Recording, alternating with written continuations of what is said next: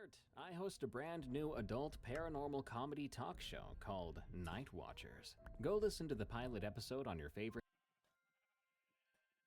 podcast app and give it a review on Apple and Spotify. That is, if you can handle stories about a man's wife having an affair with a demon and other goofy calls, with such guests like Niall from Oni Plays and possibly more in the future. That's Night Watchers. Welcome back to Unexplained Encounters. I'm your host, Darkness Prevails.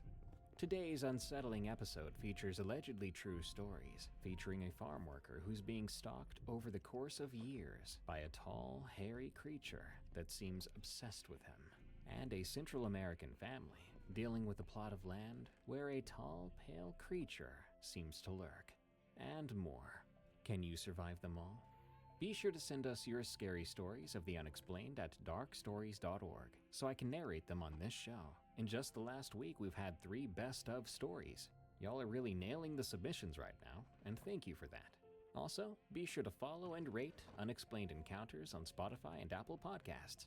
Each follow and rating is kind of like rocket fuel, and if we get enough of it, we can finally blast off this planet and land on Mars. Thank you. Now, let's begin. Strange happenings in my family. From Vinci. I'm 20 years old, and I have diagnosed BPD with psychotic-like episodes. However, what I have experienced was not caused by these. The episodes I have experienced include auditory and visual hallucinations, but the visual ones last milliseconds. This is important to know. I'm also part Native American of the Seneca tribe on my dad's side. However, my father and I are so far removed, we cannot claim heritage, nor do we even look it. But I feel this is important to know for context. I live in western Pennsylvania, about an hour from the Pittsburgh area. I've lived in these parts my whole life, and I'll always call them home. To get the gist of the area, I live near the woods.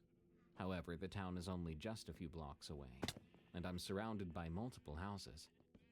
The woods are about 2 blocks away on the opposite side, and I've seen a wide array of animals: deer, raccoons, possums, even wild turkeys. There are also train tracks that go through these woods, where an old coal train passes through. It hasn't run much anymore, but you could feel it shake your house if you're close enough. Besides my own home, the rest of the town has a lot of history, including being a Native American trading post prior to the 1800s. It was also a place where many Revolutionary War and Civil War soldiers are buried, in the middle of town no less, where I was told many people see stuff. But that isn't the focus of this story. Now let me get into the first story that occurred around the time I was 12 or 13. I don't remember exactly what I was doing during this story, but I recall being in my living room. This is on the first floor looking out over my backyard. My mother was calling for me to head to bed, which I was on my way to do, as it was 11 p.m.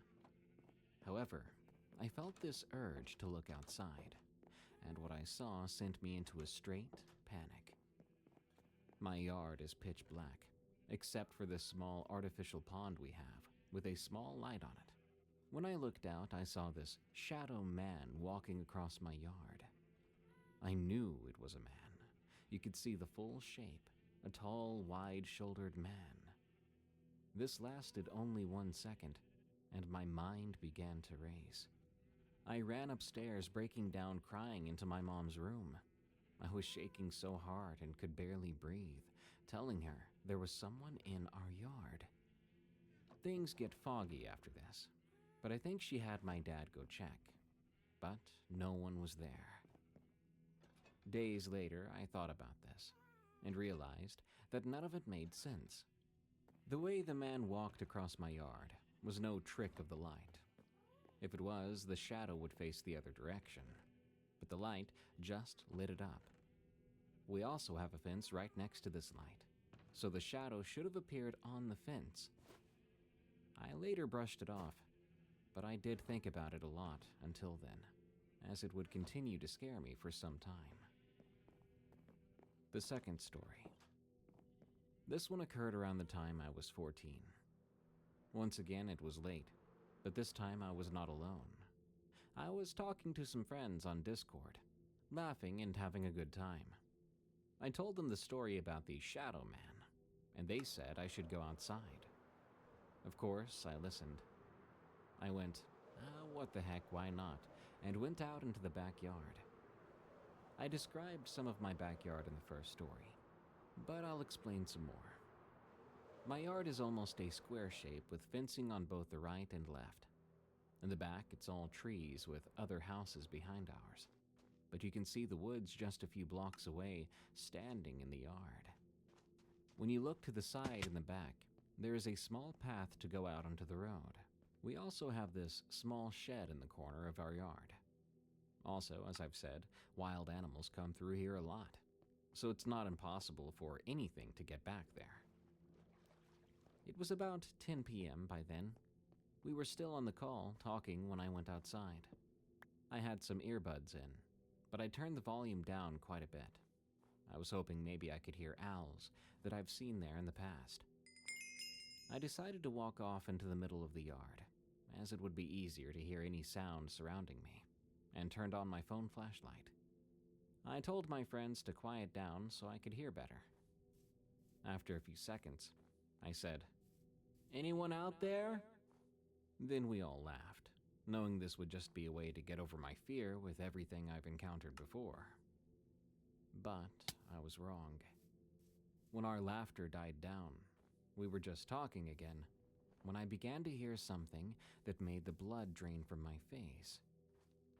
Toward the back of my shed, which was pitch black, I heard my name being called. Ryan. I froze. My friends were still laughing, but I pulled out my earbuds. I recognized that voice.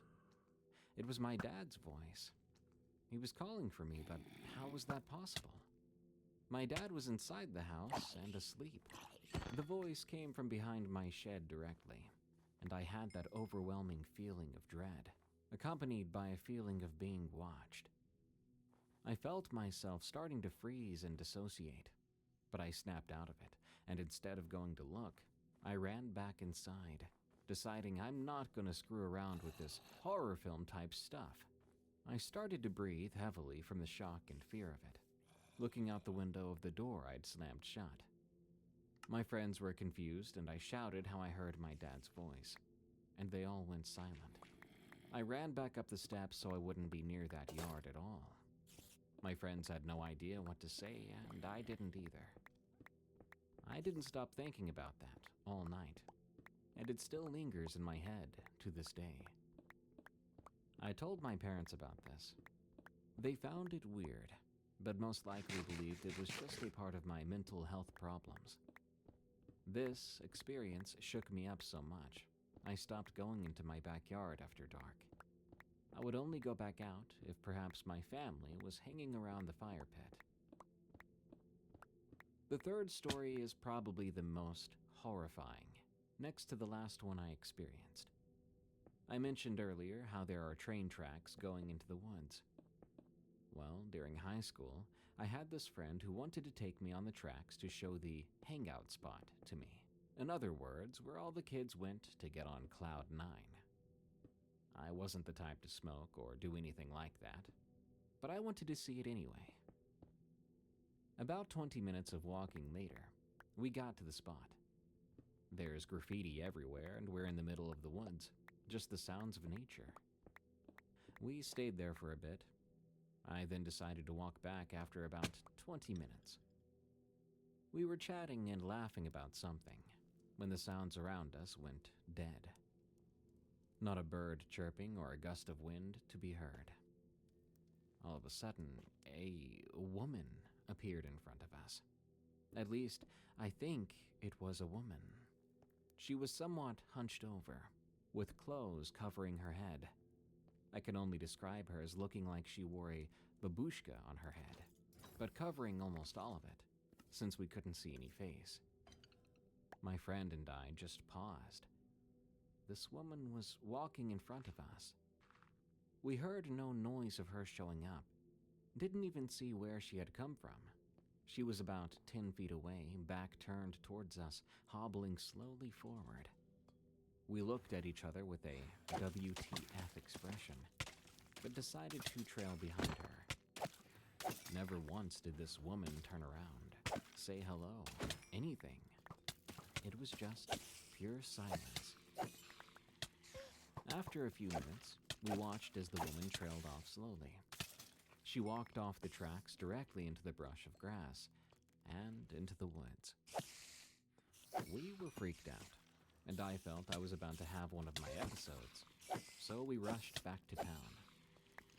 We never spoke about it again, but I did tell the story to some of my family, and they were just glad I was safe. And I'm glad too. I will now move on to my family's accounts, which are strictly from my grandparents. For whatever reason, my mother and father have never experienced anything strange. My grandma on my mom's side is 83 years old and remembers this clearly from the 1970s. She lived in a town at the time where a massive Native American massacre occurred. This first story from her is when she was doing work outside, perhaps gardening or something else. There was this large hill nearby, and when she looked up at something, she saw this gigantic bird. She thought it was a condor for a moment, and still believes it might have been. However, what would a condor be doing in western Pennsylvania? She described it as pitch black, and flew up and over the hill, leaving her dumbfounded. When she told me this, I thought about the bird spirit of power and strength I've heard about many times, the Thunderbird. I showed her artwork depicting this spirit with its massive size, and she said it looked very similar. The other story my grandma recounted involved her once again, but also my grandpa and great-grandpa. She said back in the late 1970s, my great-grandpa and grandpa went out spotting for deer. If you don't know what that is, it just means one of them held a flashlight looking for deer, and once they found one, the other would shoot. Anyway, while they were doing this, they walked into a large field out in the woods. Very open, she said. What my grandpas saw seemed to have spooked them for the rest of their days.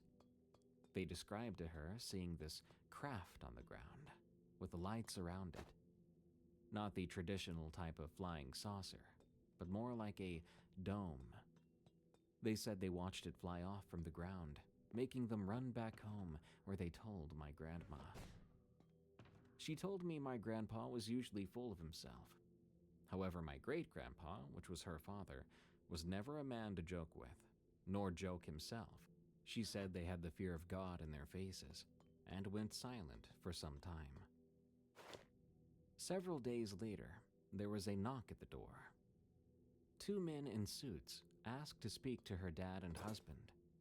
She has no idea what happened after that, as they never told her, but we have the feeling they were noting their encounter somehow. I have no idea how they knew, my grandma said. My grandfathers died with the rest of the story in the early 2000s, before I was born, so only they will forever know what they saw that night. My final story comes from my other grandma on my dad's side. Much of this is paranormal accounts, which I saw some of. In 2023, my step-grandpa passed away from a heart attack, and his funeral was held days later. His birthday was at some point in July, where me, my grandma, aunt, older cousin, my mom, and dad went to celebrate at his grave. We put a can of beer down for him, since he loved having beer. We also had about 6 balloons out, and it was quite a windy day. After we sang happy birthday, we watched the beer can pop open, with some of the liquid fizzling out and dripping down into the dirt. We stared in shock, but not fear. It was kind of peaceful. The balloons then stopped still in the wind, like he was grabbing them. It was incredible to see, if I'm honest. Another time, when over at my grandma's house, a football game was on, where my dad and others were getting heated. There's this giant grandfather clock that doesn't work, but when something went bad in the game, the pendulum started to swing rapidly. That one went unnoticed by many except my grandma and I. It happened a few times, though. I appreciate you taking the time to hear these stories. Keep your mind open, as there are strange things that occur all around us. You just have to pay attention. Nationwide is so much more than a great insurance company. They're one of America's largest financial services companies. Like how I'm more than just Peyton Manning. I'm also motivating Manning. When I say insurance, you say financial services. Insurance. Financial services. Insurance. Financial services. Now when I say nationwide, you say is both. Nationwide. Is both. Nationwide. Is both. For your insurance and financial needs, Nationwide is on your side. Nationwide Investment Services Corporation, member FINRA, Columbus, Ohio. Christmas Visitor by Michelle. This happened around Christmas time a few years ago. I still remember it like it was yesterday. I don't have any sort of rational explanation for why it happened, and honestly, I've stopped trying to make sense of it. Some things just don't fit neatly into logic or reason. My grandmother, Gloria, passed away around Christmas many years ago. That detail will become important later, but even without it, she's someone I think about often, especially during the holidays. I miss her dearly. She was a warm, loving presence in our lives, and her absence is always felt more deeply when the lights go up and the snow starts to fall. I live with my mother in a major Canadian city. Because, well, rent prices are what they are in the big city. On weekends, we have a little tradition. We order takeout and watch cheesy TV movies together. It's our way of unwinding and spending time together, especially since we don't get much of it during the week. I work full-time, and by the time I get home most evenings, we're both too tired to do much more than exchange a few words, quickly scarf down some dinner, and collapse into bed. So the weekends are special. This particular weekend, just before Christmas, it felt like any other. We ordered food and were waiting for it to arrive before starting a movie. We were both in good spirits, chatting about our weeks and laughing at the ridiculous synopsis for the movie we were about to watch. Not long after we placed our order, there was a knock at the door. That caught me off guard. It was way too soon for the delivery to have arrived. I was in another room preoccupied with something, so my mother went to answer it. I could hear her talk to someone, but I couldn't make out the words. A moment later, she closed the door and came back looking puzzled. I asked who it was, and she said it was a woman, someone we didn't know, asking if Gloria was here. We both froze. That's not a name you hear often anymore, and it's certainly not one associated with our address. We've lived here for a long time, decades, and no one named Gloria has ever lived here, even before we purchased the house. My grandmother never stayed with us, and none of her friends ever visited us at this address, nor would they even know where we lived. By that time, most of our close friends had either passed away or lost touch with the family. None of the neighbors on either side of our house are named Gloria. At the time this happened, the neighbors to the left of us were all guys, so there definitely wasn't anybody named Gloria over there. There's no logical reason why someone would come to our door asking for Gloria. The timing made it even stranger.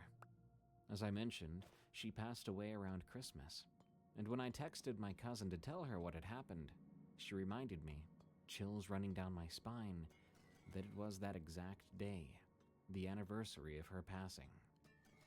I don't know who that woman was.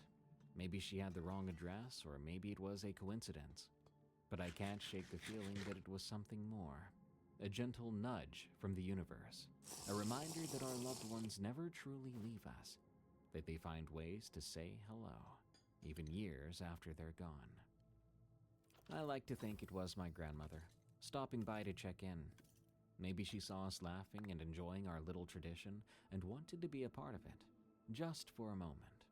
Maybe she wanted to remind us that she's still with us, in spirit, if not in body. Stop by any time, Mimi. I miss you. The Black Kitten by Jesse L.G. My grandpa only told this story when it stormed. Not just a little rain either, I mean real storms. Thunder that shook the house and lightning that turned the living room white for half a second. Nights when the wind howled down the chimney and made the lights flicker, like they were thinking about going out. That's when he'd say, "Go stoke the fire, Moya Lyobov. I've got a story to tell you." It always started the same way. My mother, your great-grandmother, told it to me. Said it really happened to her father, back when he was a boy, right here in New England. Long before you were born, long before the world forgot how to look over its shoulder. He'd sip his tea, eyes on the flames. They had a cat, see? A beautiful old thing named Mirka. And one spring she had kittens. 5 of them. And one of them was black. Not dark gray or smoky, but solid black, like a shadow with teeth. And Babushka, my great-great-grandmother, she said that kitten was evil. He'd always look at me then, just to see if I was still listening. She wasn't wrong, he'd say, and then the story would begin. They lived in a blue house near the woods, in a quiet New England town that did not know how to pronounce their last name, Petrovsky, so most folks would refer to them as the Russians. It was a happy house for the most part. Misha, the father, taught math at the community college. His wife, Galina, baked bread that made neighbors linger at their mailbox longer than they had to. And their son, 10-year-old Alexei, with hair like black straw and a gap in his teeth, was the kind of boy who could talk to bugs without squashing them. And then there was Mirka, the fat, long-haired tabby who rolled the house with a yawn and a tail flick. She had been with them since Moscow, hidden in Galina's coat when they left everything behind. Mirka had outlived 2 apartments, a snowstorm that knocked out the town's power for 8 days, and the birth of little Alexei. So when Mirka grew round with kittens, it felt like a small miracle. They were born on a quiet Tuesday in April, under the radiator by the piano. 5 kittens, 4 striped and cream-colored, and one, last born, who was the color of spilled ink. Its fur drank light. Its eyes opened earlier than the others. The family adored the litter. Galina doted on them with saucers of milk. Misha built a little fort from cardboard and old towels. But Babushka, Misha's mother, only looked at the black one and crossed herself. "Chiotov Kotyanok," she muttered, shaking her head. "You keep that one. Bad things come. Just like with your uncle, just like before." They laughed. "Baba," Galina said, "it's a kitten, not a demon." But Babushka never looked in the eyes. Alexei picked the black kitten. Of course he did. He named it Nyx, after a goddess of night he'd read about. "Because she's brave," he said. "She's not afraid of anything." Babushka stopped sitting in the living room after that. She started keeping dried herbs in the pockets of her sweater. It started with small things. Alexei's hamster cage unlatched itself in the night. The hamster was never found. A neighbor's dog, a yappy Pomeranian that barked at wind, was found 2 days later with its neck broken, curled in the Petrovskys' driveway. No one could explain how it had gotten out. And Nyx, so tiny, so delicate, was always asleep during these events.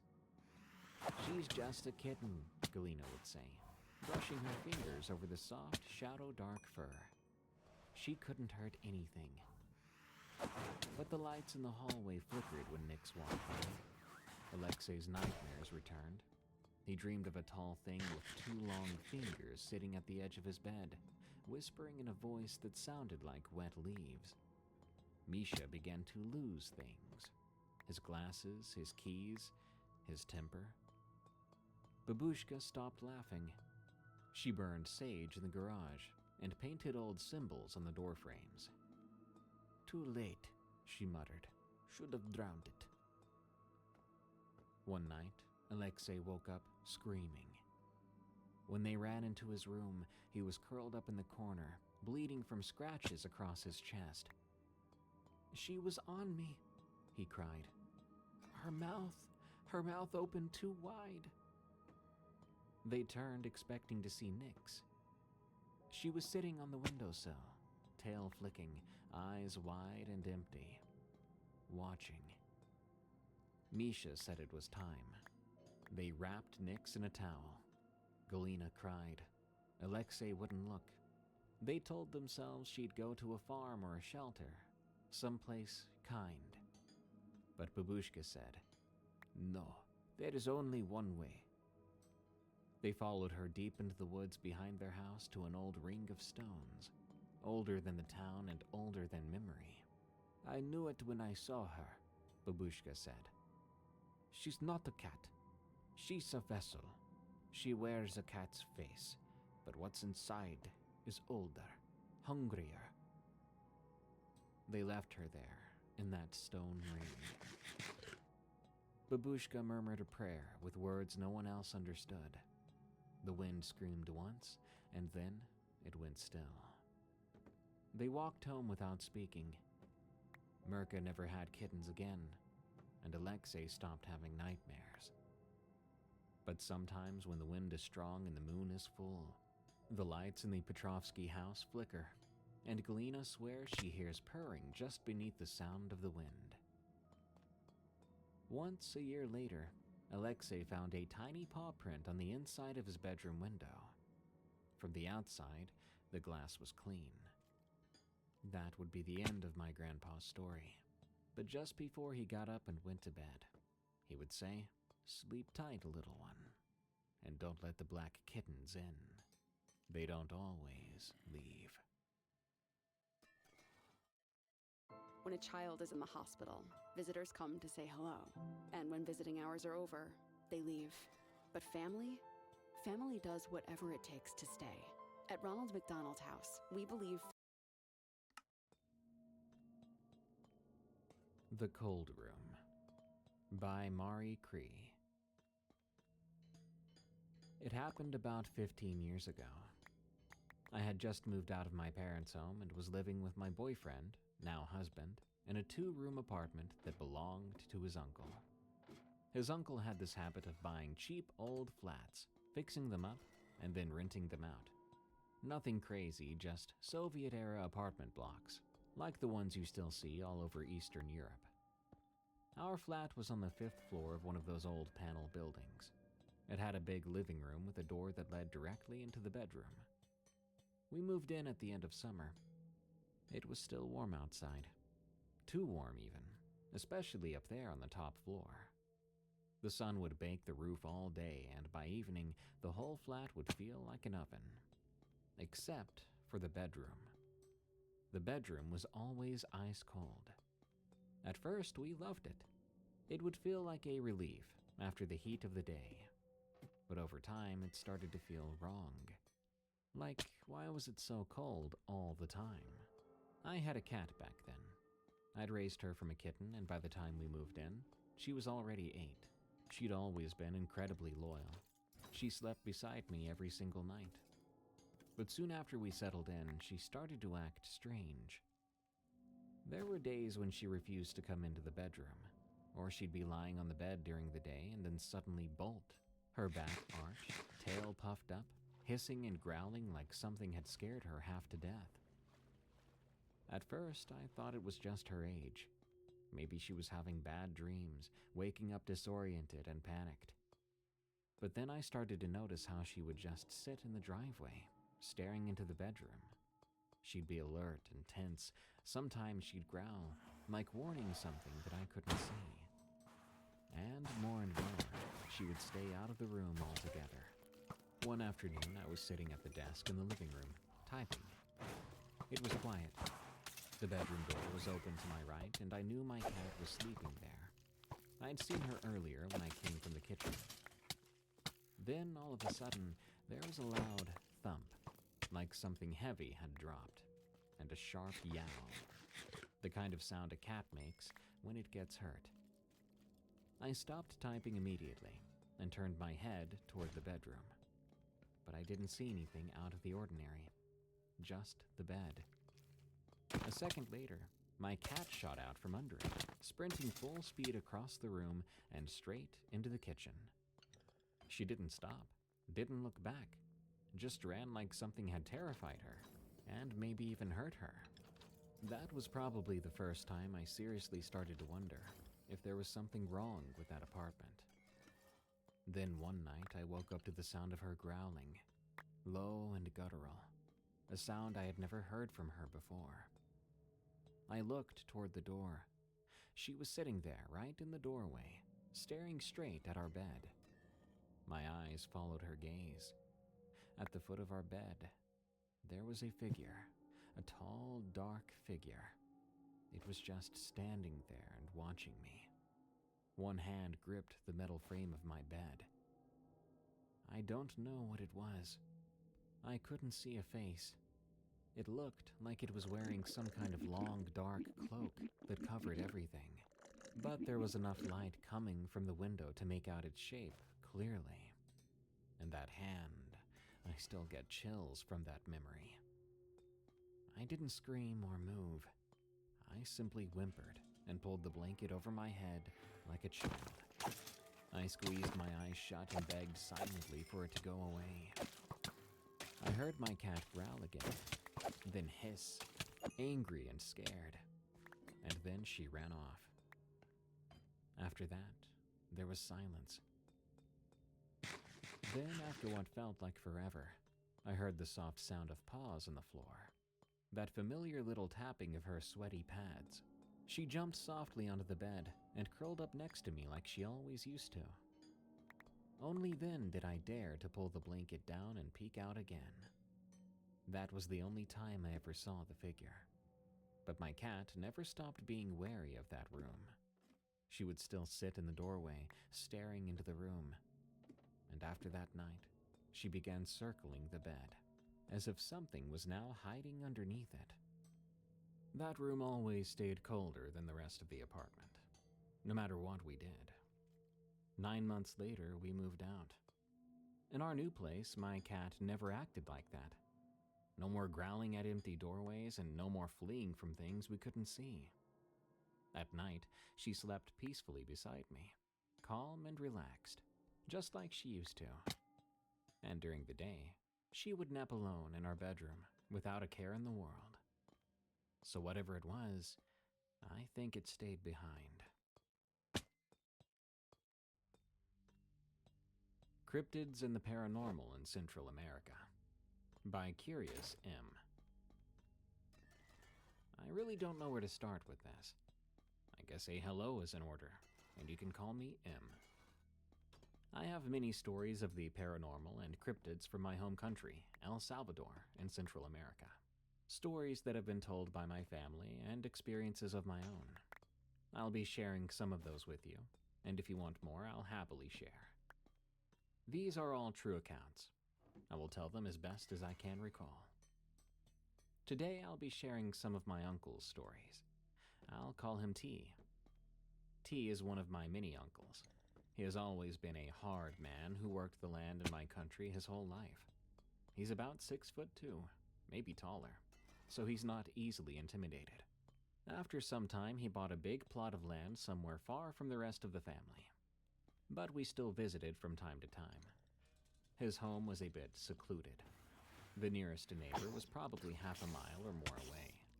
His house was next to the main and only road. His land behind the house stretched far and wide. It almost seemed like it didn't end. The road was just dirt and rocks, the typical roads in the middle of nowhere. He raised and sold cattle there, so you'd see them in the distance if you passed by or visited. His house and land was fenced up by barbed wire. The entrance to the plot where the cattle were was a simple V-shaped wooden gate, so to say. No door, just a narrow V-shape to prevent anyone but a human to go through. There was also another gate nearby to bring animals in and out, but it was always kept locked. The plot was surrounded by dense trees and brush, but his plot was bare and clean with a few trees here and there. So on to the first experience he had in that house. He told us this story when we visited around 2012. He said one night he woke up in the morning. Can't remember the specific time, but definitely the middle of the night. He felt like he needed to pee, so he stepped out onto his front porch. You could see the road leading to the house and the surrounding area if you were standing there. The road was about 50 to 100 feet away from the porch. There was a wooden gate that you could close between the house and the road, but he usually kept it open. The road on his side was fenced by barbed wire and a rock wall on the other side. The road came down a small hill on the left, a winding small curve, and kept going straight down to the right onto another curve. He said the moonlight was bright that night, so he could easily see the area. He decided to relieve himself right outside the porch, as the bathroom was a ways away from the house. For some background, a lot of homes in Central America are set up that way. There is no sewage, so they just dig a huge hole in the ground somewhere near homes and make a makeshift restroom on top, which is why they're not inside. Many homes were made this way, even ours.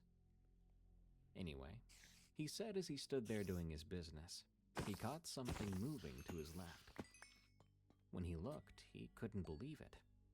Walking down the road, he saw this tall, skinny, pale white, nude, humanoid-looking thing. He said it walked weird. Its movements were not normal. It looked a bit slouched as it walked, with those long arms hanging down its sides, but they were stiff and didn't move or sway with every step. It almost looked like an ape or a penguin waddling, if that makes sense. He stood frozen, just looking at this thing slowly make its way down the road. When it was in front of the house, it suddenly stopped. Then it slowly tilted its head and looked right at him. Its eyes were wide open like someone with no eyelids, almost like its eyes were going to pop right out. It had human eyes, no expression on its face. It looked human, but at the same time it didn't. It just stared at him, unmoving, for what felt like an eternity. He didn't know what to do. He snapped out of it and decided to slowly walk backwards into the house, but keeping this thing in his sight. He slowly made his way back in, carefully thinking out every step, and he quickly made sure every door and window was locked. He didn't dare to look outside again to see if it was gone. He never knew what it was, and neither did anyone. However, after hearing many stories of cryptids here, I'm leaning towards a pale crawler of some type. What do you guys think? Now on to the second story. This one is at the same property, but it happened to his wife, my aunt. We'll call her S. I heard this story from my mom, because my aunt refused to ever talk about what happened that day, except to my grandma and mom, and obviously my uncle. My mom said that one day, S was home alone with the kids.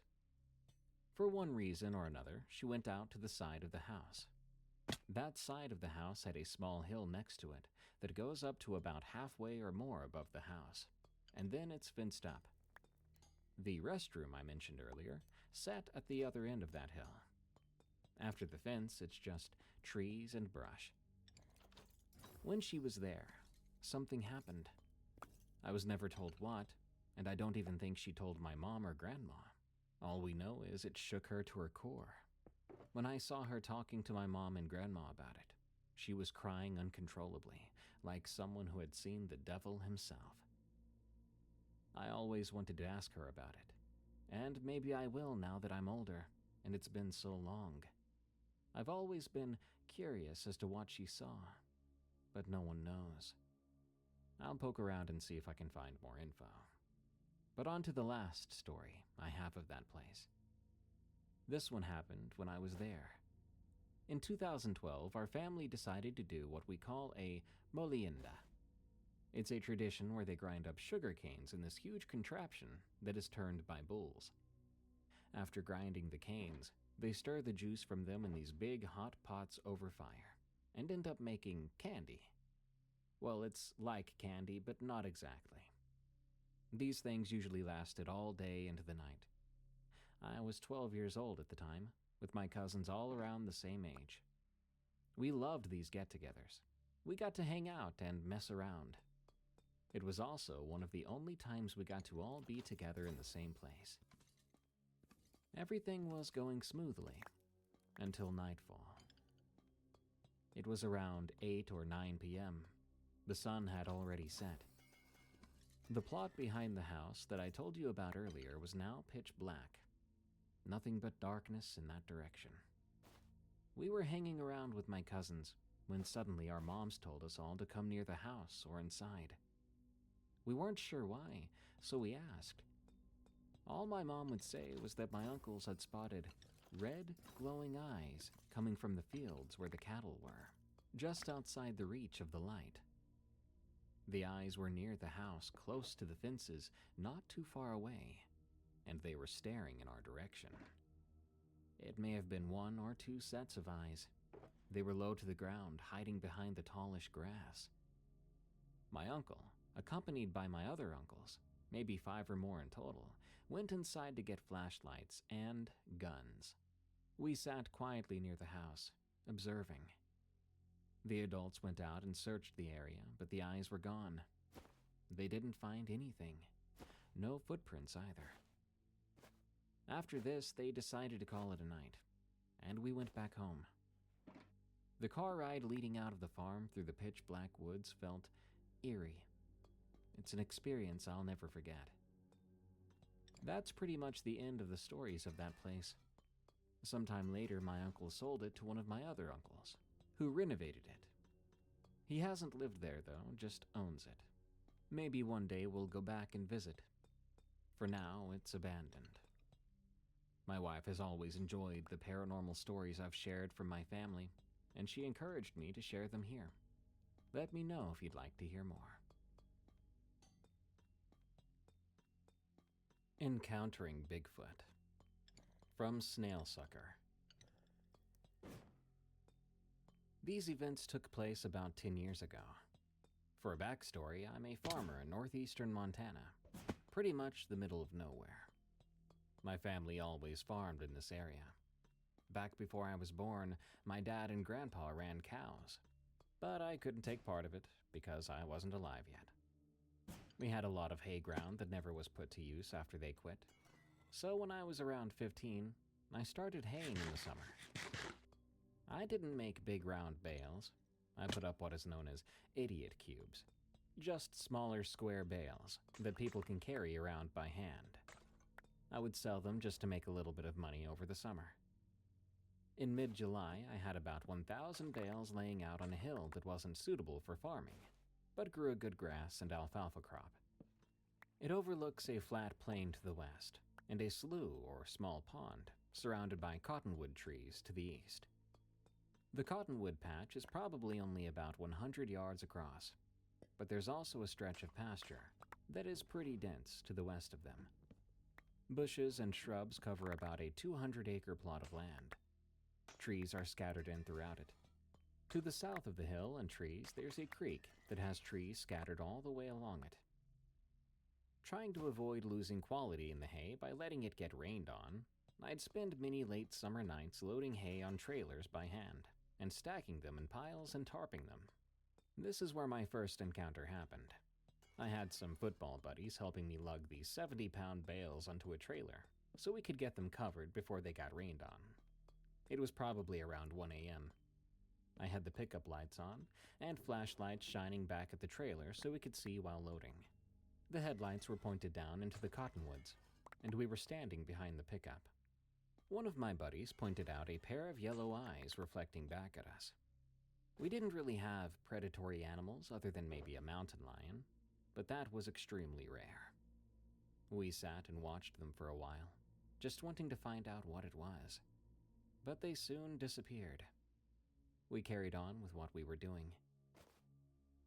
About 15 minutes later, we noticed them again, but in a spot a little bit north of where they had originally been. They went away again. I used a flashlight and started to walk down the hill, just because of my own curiosity. I couldn't see anything, but as soon as I got within 25 yards or so of the trees, something went crashing through the water away from me. It was something large, so I got a little bit creeped out and thought maybe it was a moose, and that can be dangerous. I hightailed it back up the hill to the pickup and my buddies.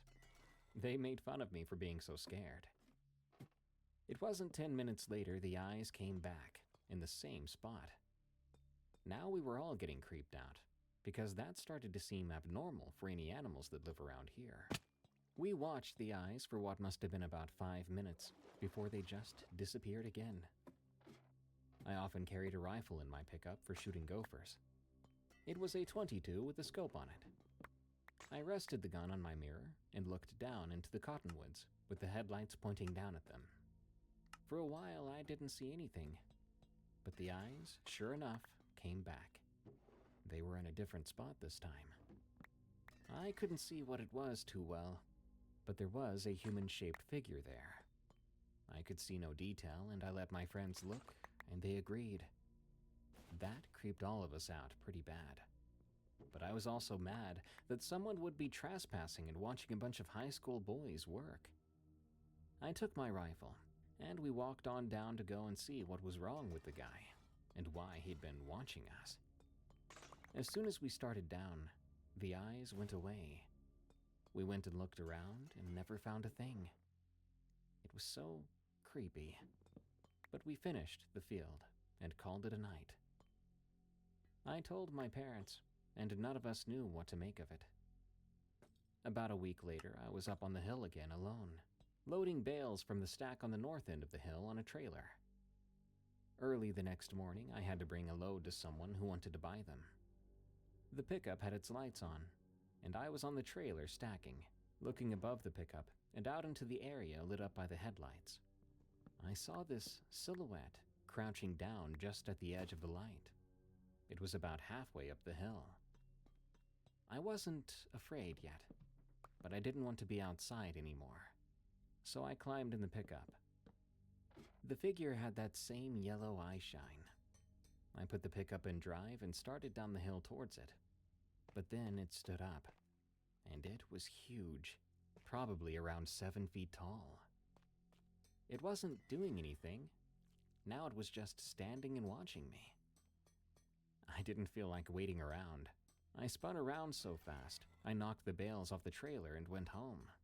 I told my parents the next morning, and I wasn't quite sure if they thought I was on drugs or just making it up. I went on with my work around the place, but I was always watching behind my back, and I made sure to limit my time being up there after dark. I didn't see it again that summer, but I wasn't up there again for a while after I got all the bales off the hill. The next spring, I was up there cutting hay. I was in a 4440 John Deere, which is a decently sizable tractor. The sun had already set and I had my lights on, but the sky was still a little bit lit up from the sun. It was probably around 9:30 to 10 p.m. in early July. Even a year after the previous events, I was creeped out. Suddenly, a rock flew up from the trees and hit the side of the hood on my tractor. I was terrified. It wasn't a big rock, but there was only one logical way it had come from those trees. I kept cutting, and I made a lap around the field, and another rock hit the tractor. By that point, I was done doing my cutting. By the time I made it back to the pickup, the last little bit of sunlight was gone, and it was totally dark out. I cut the lights off on the tractor. Then I ran and hopped in the pickup. The tractor was probably 30 feet away. I turned the key and the lights came on. The lights hit the tractor, and I almost lost it at what I saw.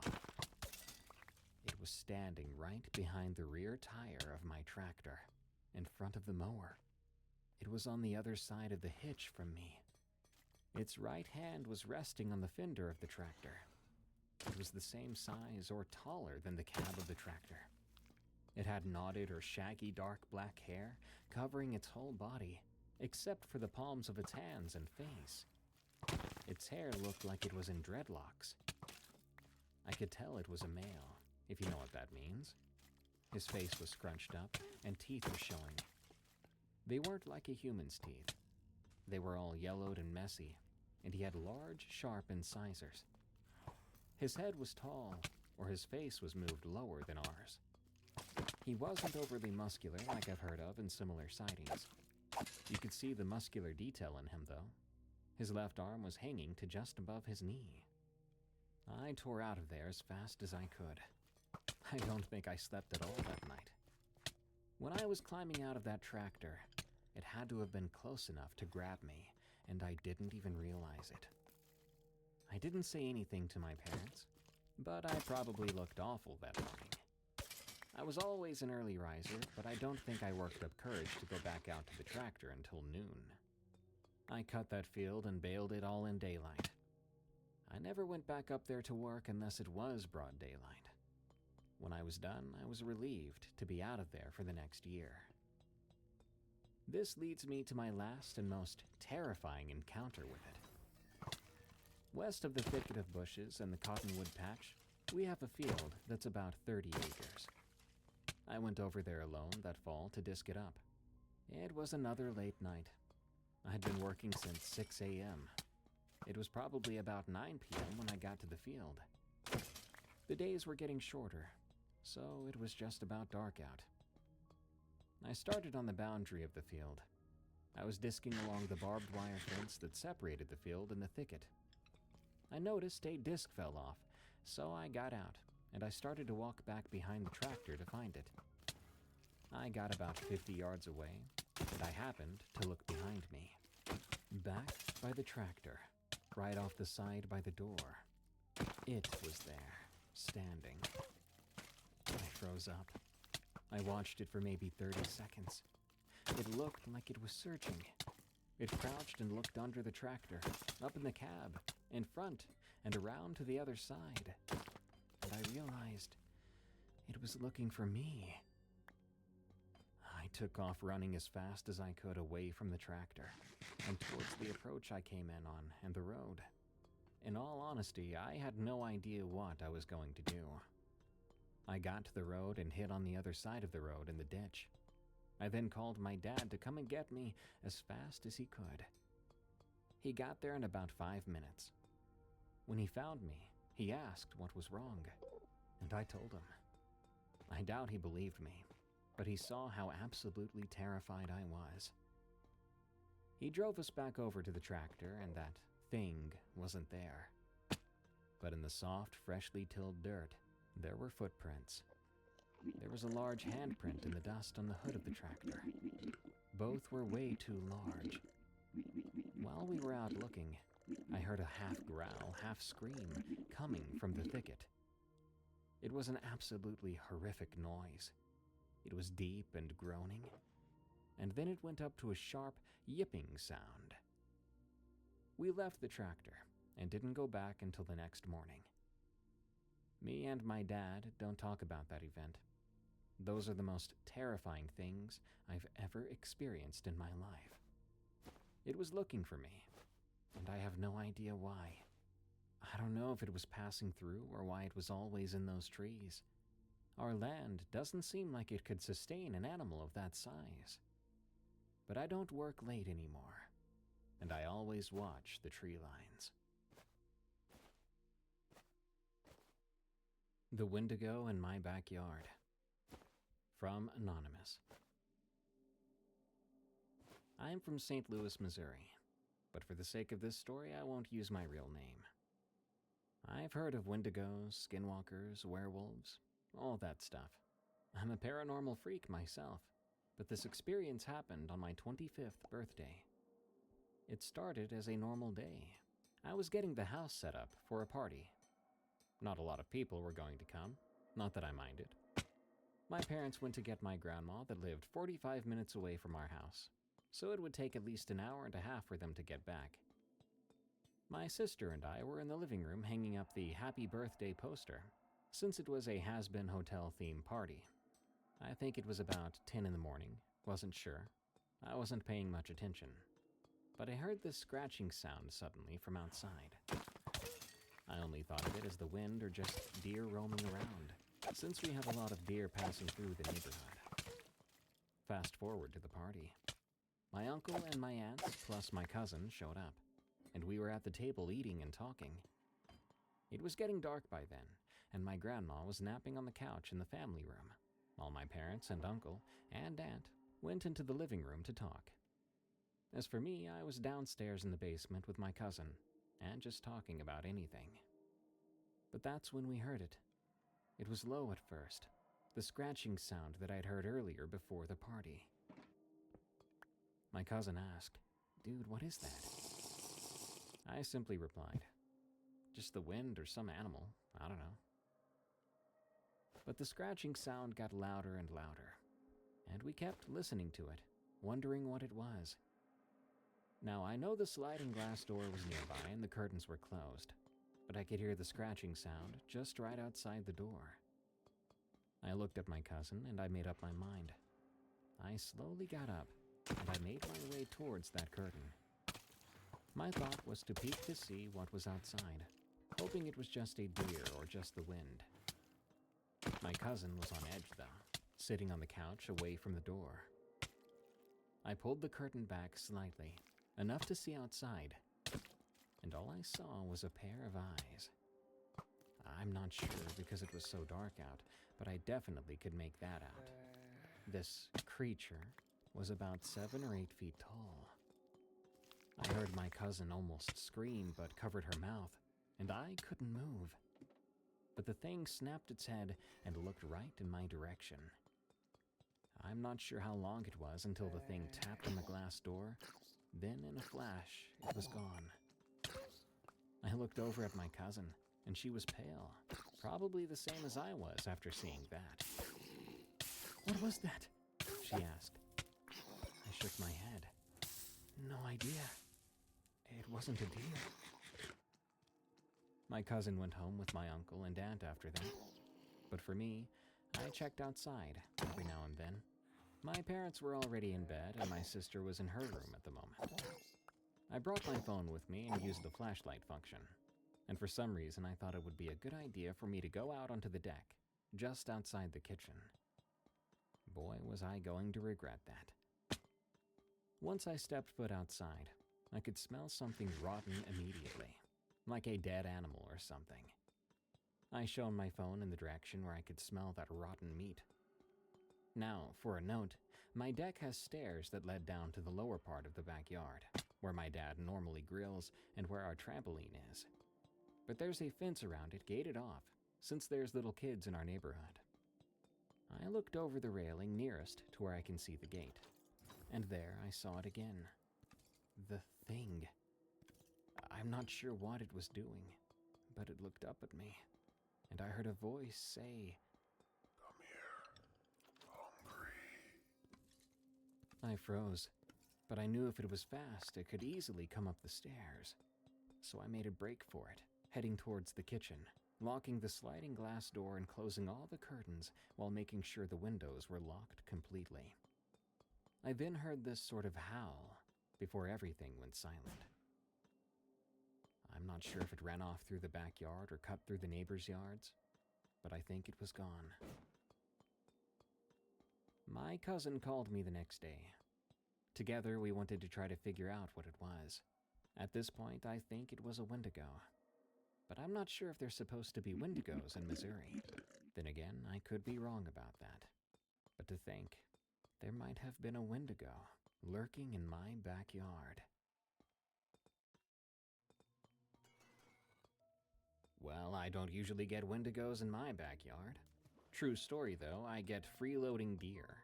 There's this big fat doe, and I know it's the same doe, and it just lays in my front yard, not 5 feet from me when I leave the house, and watches me leave. And by the time I come back from getting Starbucks coffee or something, 20 minutes later, it's still right there.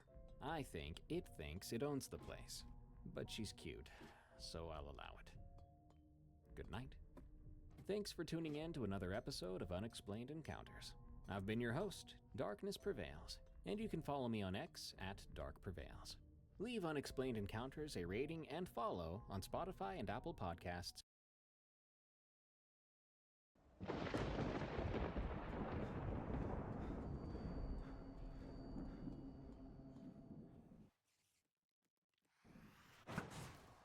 I'm Aaron, and this happened to me in Bend, Oregon in June of 2020.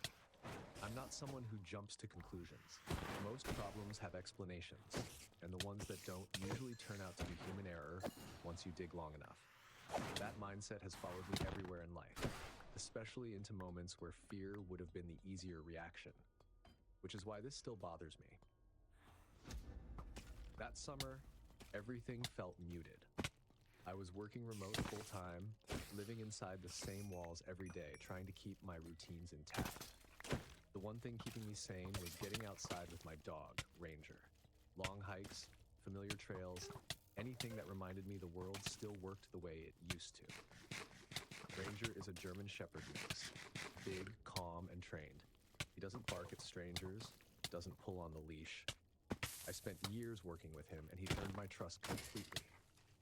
That evening, after a hike near Shevlin Park, I realized I had no food at home.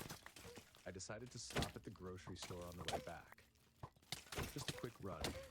Chicken, rice, coffee. Nothing complicated. It was late enough that the store felt tired. A few people scattered through the aisles. That quiet end-of-day feeling where everyone's just trying to finish one last task and go home. Ranger was leashed and walking close, like always. He turned toward the meat section, and he stopped. His body went rigid, his ears lifted, his head lowered slightly. Then he growled, a low warning that didn't match his personality at all. I assumed it was a smell at first. Raw meat, cleaning chemicals, something like that. I gave the leash a light tug and told him to keep moving. He didn't. That's when I looked up. A man stood near the meat coolers. He had no cart and no basket.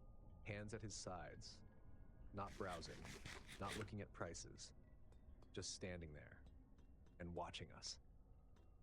What stood out immediately wasn't his appearance. He looked completely normal.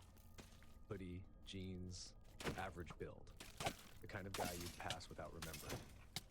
What stood out was his stillness and the fact that he didn't react at all to a large dog growling at him. Most people would step back, laugh nervously, raise their hands. He didn't move. He just watched Ranger like he was curious how far the situation would go. I didn't like that. I shifted direction, guiding Ranger toward the next aisle, telling myself I was resetting the moment. Ranger followed, but his tension didn't ease. His head kept turning, tracking the man even after we'd moved away. I grabbed a bag of frozen vegetables with one hand, pretending to shop. My other hand stayed tight on the leash. Then I heard footsteps behind us, approaching. Conquer that holiday checklist with Bob's Discount Furniture's super selection of go-to gifts. From deluxe dining sets and nap-ready recliners to oh-so-soft sofas and beautiful bunk beds, you can snag great gifts for the whole fam at unbeatable values when you holiday the Bob's way. Oh my Bob! They say if you want to go fast, go alone. But if you want to go far, go together. At Amica Insurance, we're built for our customers and prioritize your needs. Call 877-41-AMICA and get a quote today. I looked over my shoulder, and the man was closer now, standing at the opening between aisles, still empty-handed, still watching. Ranger growled again, louder this time, angling his body between me and the man. The guy moved his head slightly, almost amused. He knows, he said. I forced a laugh. Sorry, he's usually not like this. The man's eyes stayed on Ranger. Smart dog. Then he walked. Not away. Past us. Close enough that Ranger pressed against my leg, blocking. The leash went taut. The growl deepened, sharper now. The man brushed by like the aisle was narrow, even though it wasn't. He didn't slow, didn't look at the shelves, didn't pretend to shop. He just passed us and kept going. The second he turned the corner and disappeared, Ranger relaxed instantly, like a switch had been flipped. That unsettled me more than anything else. I decided I didn't need groceries anymore. I headed straight for the front. I didn't see the man again inside the store. At self-checkout, I paid for the frozen vegetables and a bottle of water, just the things I was already holding. Outside, the air was warm. The parking lot felt normal. Ranger walked calmly again. I told myself it was nothing, just a weird interaction. People are strange. Then I heard a cart rattle. I looked toward the cart corral. The man was standing there, hoodie on, hands down, watching the store entrance. Ranger stopped again. This time he didn't growl. He leaned into me, protective. I didn't stare. I didn't confront him. I walked to my car, got Ranger inside, locked the doors, and sat there for a moment before starting the engine. Driving home, I tried to reason it out. Maybe the guy was messing with people. Maybe he was waiting for someone. Maybe I was projecting tension onto a normal situation. But one detail wouldn't let go. I never saw him shop. No basket. No items. No purpose. He stood. He waited. And the only time he moved was when he chose to move toward us. I still trust logic. I still look for explanations. But now, when Ranger reacts to someone, when his body stiffens and his attention locks, I listen. Because whatever that man was doing in that store, my dog understood it long before I did. And I don't think he was there to buy anything.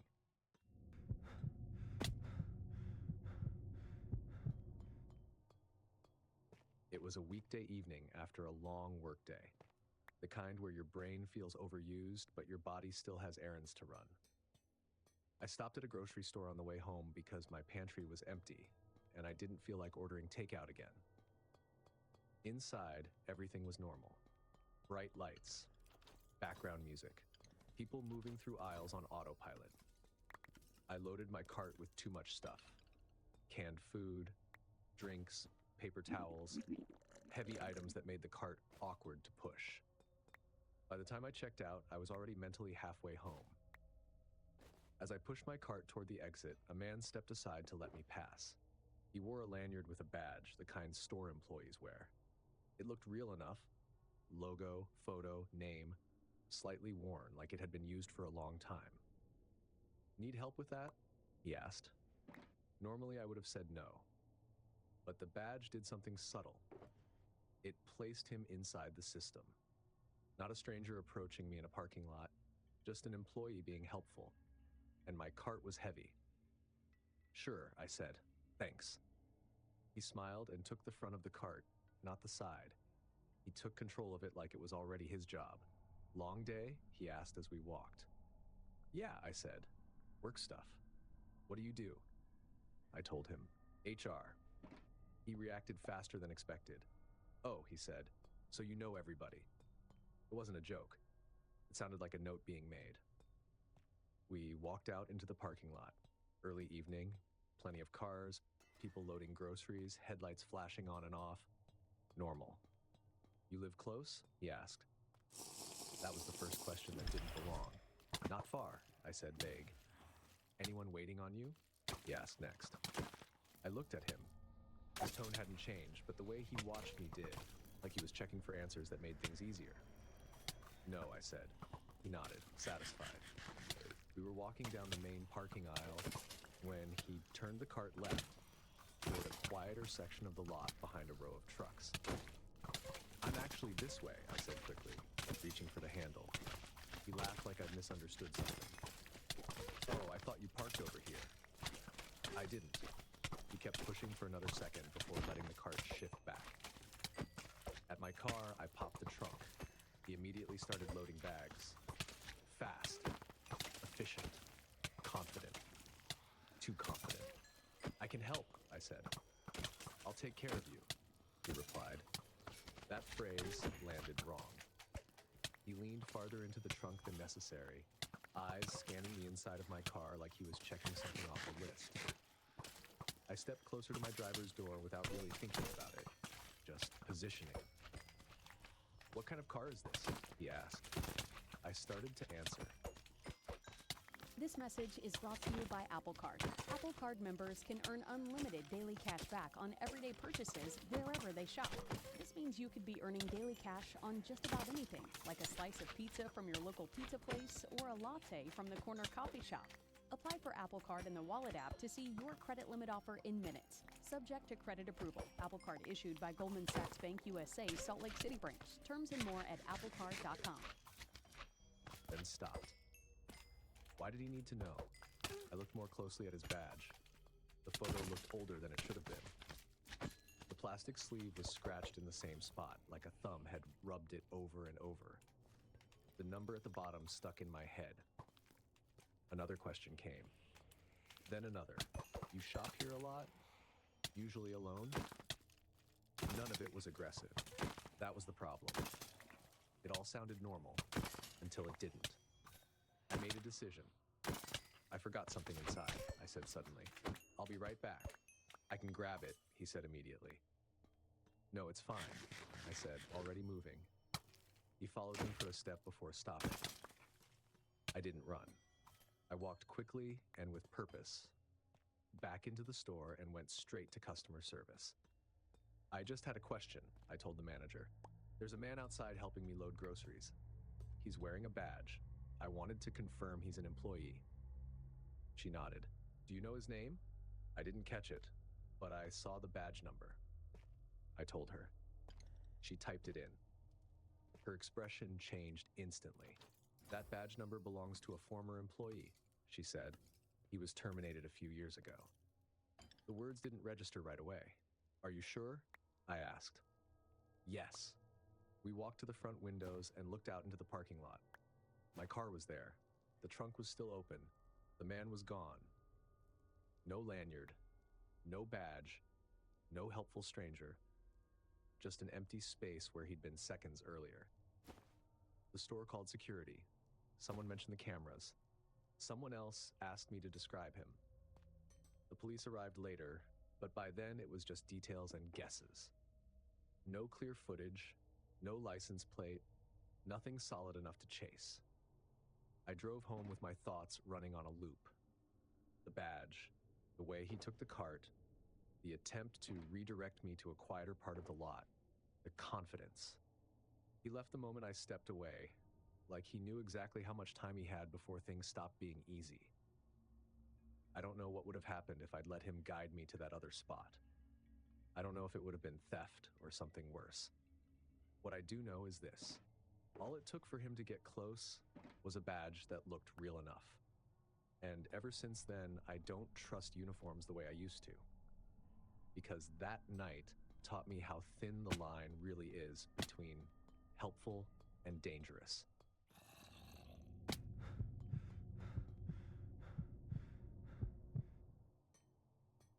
My name is Nora, and I was in my second year of grad school, which meant my life felt like a loop of deadlines, half-read articles, and meals I ate standing up.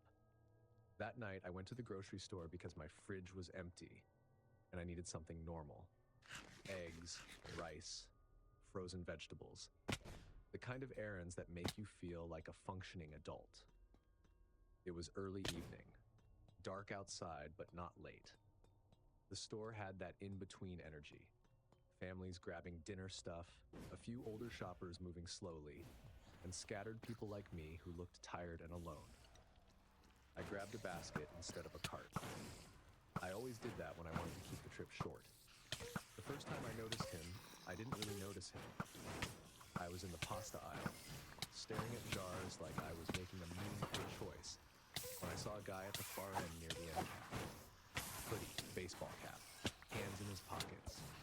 No cart, no basket. I looked once, then went back to my list. Nothing about it felt important. The second time it felt familiar. I'd moved to the dairy section, standing in front of the eggs, when I saw him again. This time by the yogurt, still empty-handed. That's when my brain started doing what it always does, filling in explanations. Maybe he's waiting on someone, maybe he forgot his list. Maybe he's just drifting. I grabbed eggs and moved on. The third time was when the pattern started to feel intentional. I turned into the baking aisle to grab cinnamon. I'd barely walked 10 feet when I heard footsteps enter behind me. I slowed down, pretending to read labels, and looked back. It was him. The timing was wrong. Too quick, like he'd been watching which aisle I chose. He wasn't close enough to invade my space. He wasn't doing anything aggressive. He just stood there, neutral, like he belonged exactly where he was. I left the aisle. I told myself I was being dramatic.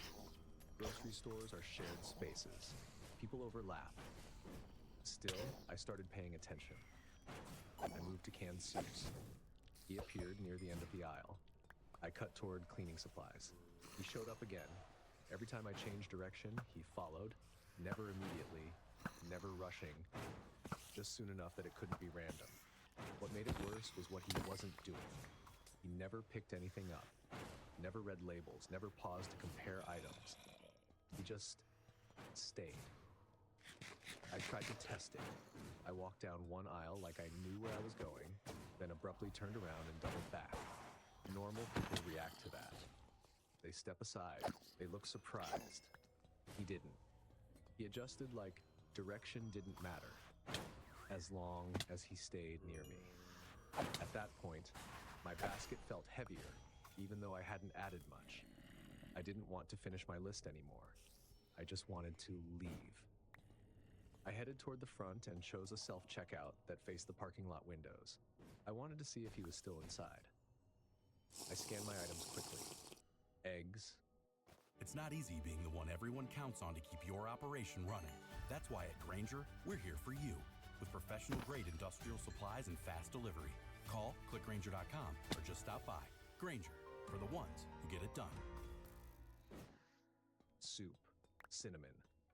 A bag of frozen vegetables I grabbed without thinking. I looked up again and again. I didn't see him. Relief hit so fast it felt embarrassing.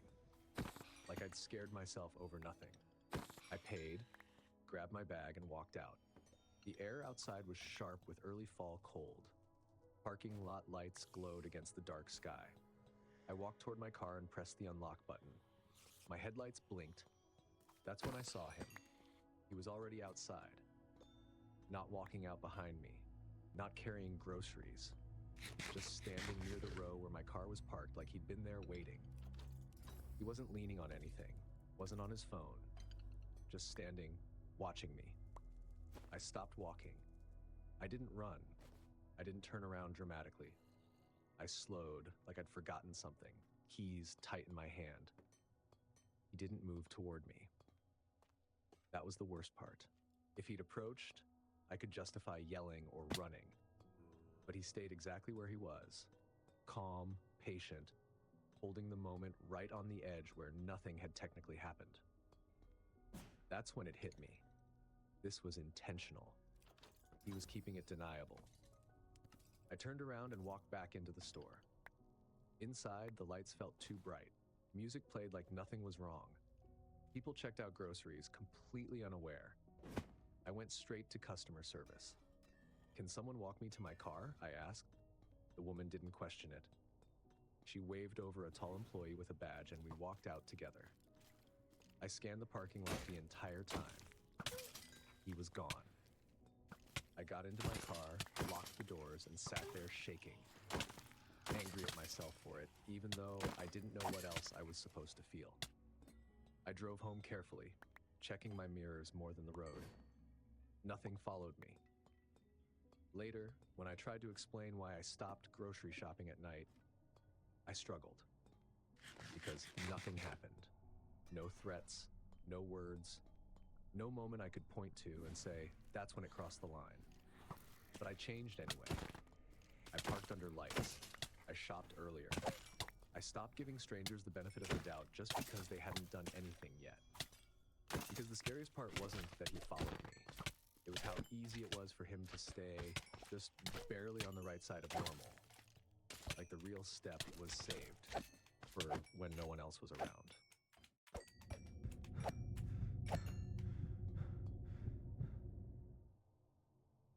I'm an elementary school teacher. I'm used to juggling attention, keeping track of 20 kids at once, reading moods, spotting problems before they turn loud. I've always trusted that skill, especially when it comes to my own child. That evening was nothing special, just a quick grocery run after work. Early evening, cold outside, the store warm and busy in that ordinary way. Carts squeaking, overhead announcements, soft music playing like background noise nobody really hears. My son Mason was 5. He was in a cooperative phase that felt like a small miracle. He stayed close, asked questions, read signs out loud. I let him walk beside the cart instead of sitting in it because he'd earned that freedom. Or at least I thought he had. We moved through the store methodically. Produce, bread, pantry stuff. Normal. Predictable. He asked for something unnecessary. I said no. He accepted it with a dramatic sigh and moved on. When we reached the dairy section, I turned the cart sideways to open the milk door. "Stay with me," I said without looking at him. "Okay," he replied. I grabbed a gallon of milk, set it in the cart, turned back for eggs, and Mason was gone. "Mason?" I called, calmly at first. Nothing. I stepped forward, scanning the aisle, then behind me. The cart suddenly felt like a bad decision. "Mason," I said again, louder. Still nothing. I moved fast. Running means you've accepted the worst. I wasn't there yet. The aisle next to us was shorter, more open. Crackers and snacks on one side, fewer people. And that's where I saw him. Mason stood near an end cap, holding a small box like he'd found something interesting. Beside him, crouched down at his level, was a man. Not an employee. No vest. No badge. Just a man in a dark jacket and jeans, balanced comfortably on his heels like he belonged there. He was talking to my son. I didn't hear everything at first. Just his tone. Soft. Calm. The kind of voice adults use when they want kids to trust them. Then I got closer. "Do you live close?" the man asked. Mason shrugged. "I don't know." The man nodded like that was fine. Nationwide is so much more than a great insurance company. They're one of America's largest financial services companies. Like how I'm more than Saquon Barkley, the NFL's reigning leading rusher. I'm also the NFL's leading husher. Shh, hush up back there. Wow. "Where's your house?" he asked. That's when my body took over. I pushed the cart forward hard enough that the wheels rattled. "What are you doing?" I said. My voice was controlled. The same voice I use with angry parents or escalating classrooms. Firm, calm, and final. The man looked up at me slowly. He didn't flinch, didn't pull away, didn't look surprised. "Oh," he said lightly, "there you are." I stepped between him and Mason and pulled my son behind me. "Mason," I said, not looking at him, "stand behind me." He did. The man stood up, unhurried, relaxed. He didn't apologize. He didn't rush. "I was just helping him find you," he said. It was said so casually that, out of context, it might have sounded reasonable. "Helping," I repeated, "by asking him where we live." He blinked once, processing, then shrugged. "Kids wander," he said. That was it. No apology, no explanation. Just a statement. Like that closed the conversation. "Step away from my child," I said again, teacher voice. He looked around like checking who was nearby. Then he smiled like he understood the situation better than I did. "All right," he said, and he walked away. I watched him disappear down the aisle, my eyes locked on his back until he turned the corner. Only then did my hands start to feel tight. My jaw ached like I'd been clenching it without realizing. "Mom," Mason said quietly. I crouched in front of him immediately, checking him like he'd been hurt. "Are you okay?" I asked. He nodded. "Did he touch you?" I asked. "No," he said. "He just talked." "What did he say?" I asked. "He asked where our house is," Mason said, "and where you parked."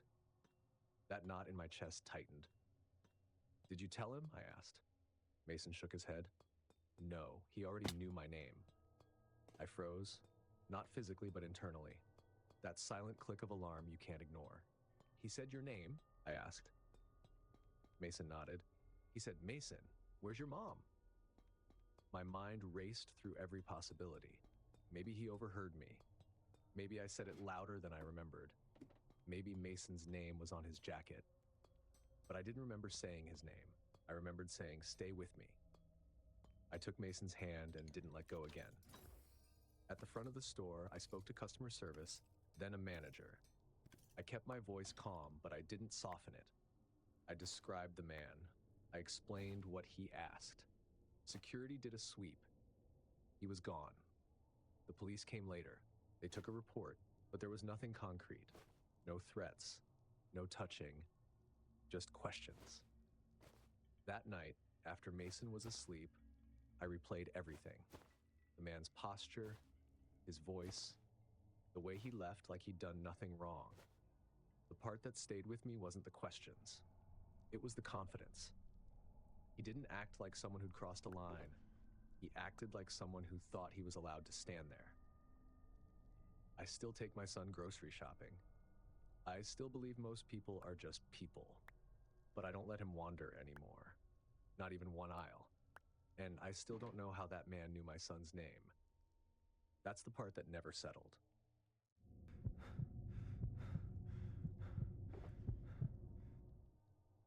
My name is Kendra, and this happened to me in Tucson, Arizona in August of 2022, when I was 19 and still knew enough at my job to assume that feeling uncomfortable meant I was overreacting. It was a late shift at the grocery store. It wasn't overnight, but late enough that the place felt hollowed out. The dinner rush was gone. Families were home, the lights were still bright, the air still cold, but everything else felt tired. I was working a middle register where you can see down a few aisles if you look up at the right angle. Aisle 6 was one of them. Long, straight, and well lit. Paper towels, cleaning supplies, storage bags, an aisle that usually stayed empty late at night. I was bored in that heavy end-of-shift way. My feet hurt. I kept checking the clock, counting how many customers stood between me and going home. And then I noticed her. At first, it didn't feel strange. She was standing at the end of aisle 6, near where the aisle opened into the main walkway. I assumed she was waiting for someone. People do that all the time. But then I realized she wasn't moving. No cart, no basket, no phone in her hands. Her arms hung at her sides, relaxed, like she wasn't planning to shop at all. She was facing into the aisle, but angled just enough that I could tell she could see my register without turning her head. I rang up a customer, handed him a receipt, and looked back up. She was still there. I tried to rationalize it. Some people take breaks while shopping. Some people stand and think. I told myself it was nothing, but time passed, more than a few minutes.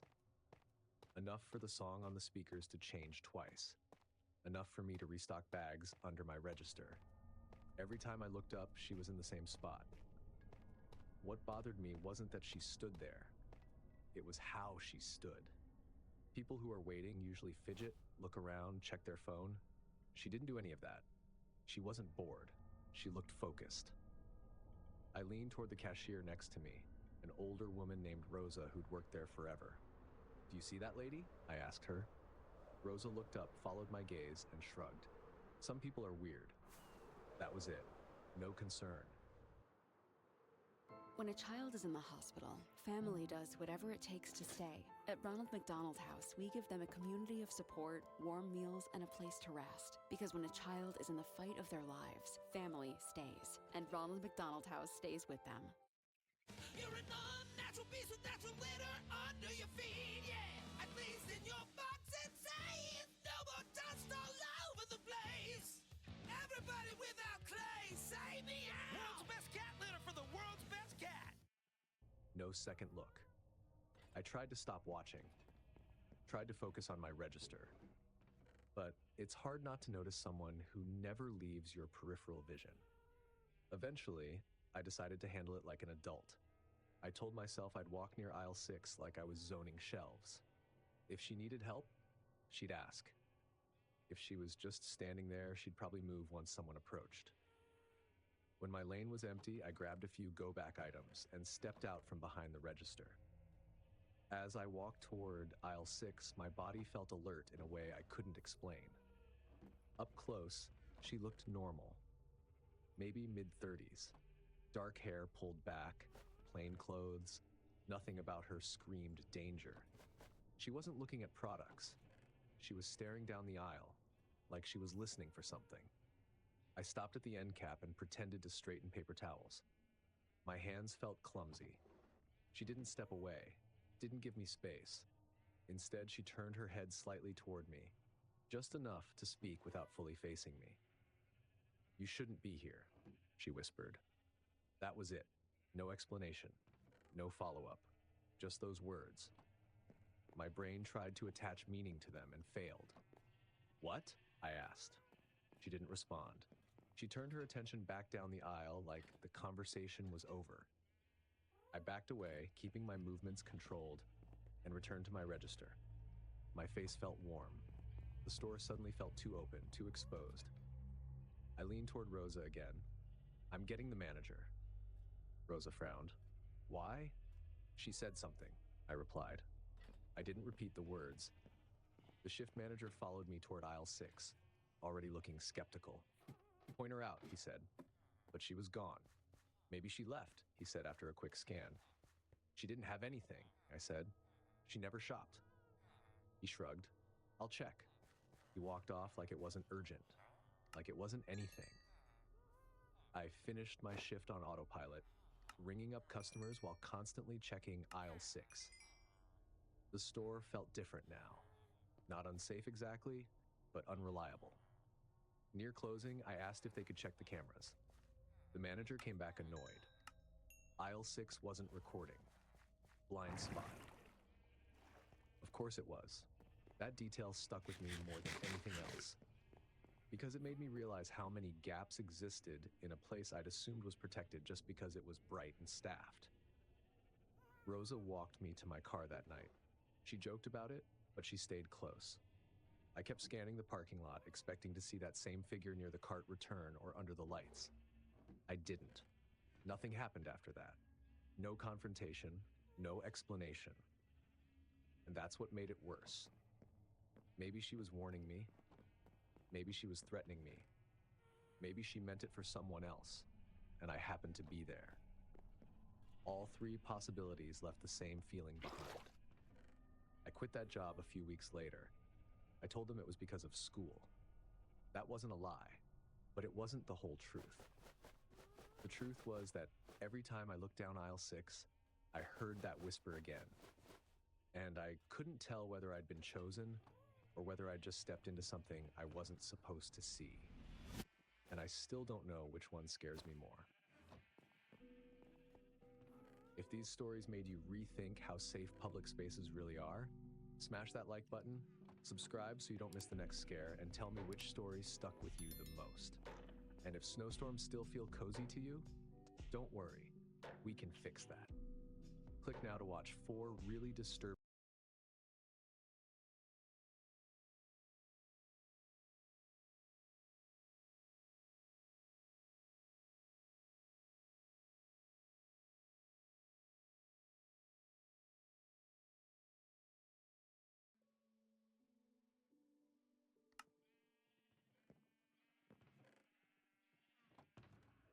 My brother Kevin has always been outdoorsy. Growing up, he would wander off into the woods behind my parents' property and stay out there for hours. He said that being out in nature brought him a lot of peace. A few months ago, things kind of spiraled for him. He lost his girlfriend, his job, and his apartment within 6 weeks. He ended up moving back home with me and my parents to try to get back up on his feet. It was hard to see him like that. I mean, he was never someone that I would describe as an eternal optimist, but that little spark he always had was gone. And this past spring, I found him sitting at the kitchen table in the middle of the night.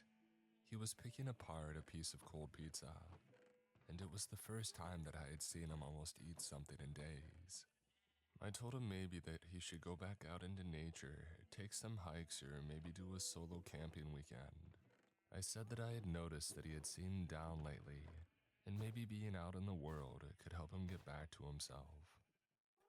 In the moment, I wasn't sure if he was really hearing me, but he took a bite of pizza, squeezed my hand, said he loved me, and went back to his bedroom.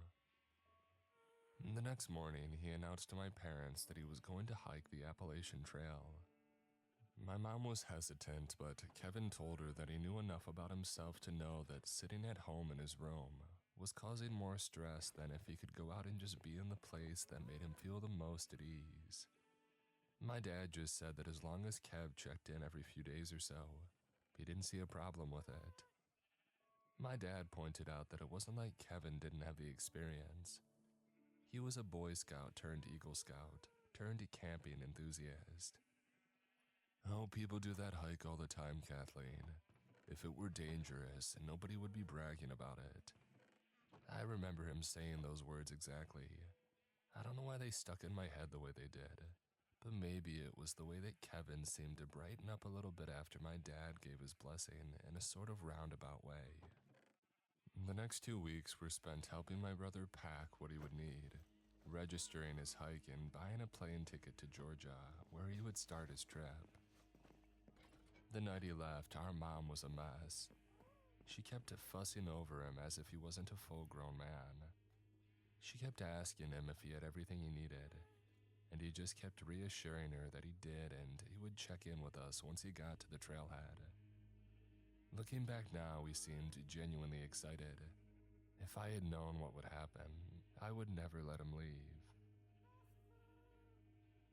My brother called like he said he would, just as he was beginning his trip. He even sent a photo in our family group chat that showed him up against a backdrop of purple-blue mountains and lush greenery. He had a thumbs up and his signature slightly off-center smirk. He wrote, "I finally made it. Love you guys. Talk when I get better reception." Over the next few days, Kevin would send a photo or video, usually of his surroundings, but occasionally he would send a selfie with the caption, "Proof of life." But as the days wore on, we stopped getting updates as frequently. What was a text at least once a day became a text every 3 or 4 days. My dad blamed it on spotty cell reception, which made sense. And it wasn't as if the messages had stopped altogether.